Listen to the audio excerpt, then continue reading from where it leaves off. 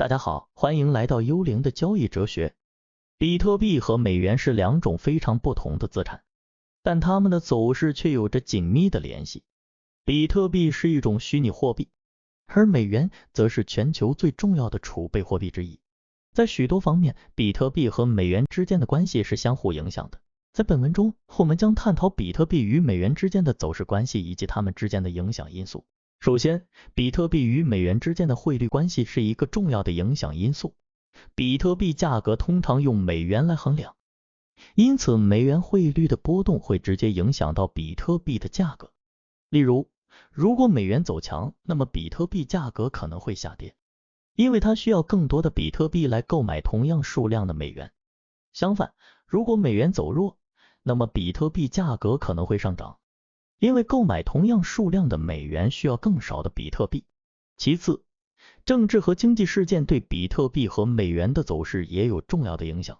例如，全球性事件如经济危机或政治动荡，可能导致投资者转向比特币或美元作为安全资产。此时，比特币和美元的价格可能同时上涨，因为它们都被视为避险资产。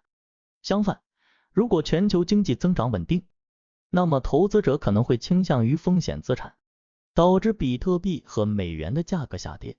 第三，比特币和美元之间的走势关系也与全球金融市场的流动性有关。随着投资者对比特币的需求不断增加，比特币的价格上涨，可能导致市场出现流动性紧缩，从而影响到美元的走势。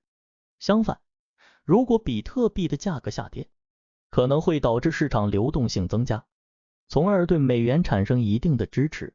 总之，比特币和美元之间的走势关系是非常复杂的，它们之间的联系因多种因素而异，包括汇率、政治和经济事件以及全球市场流动性。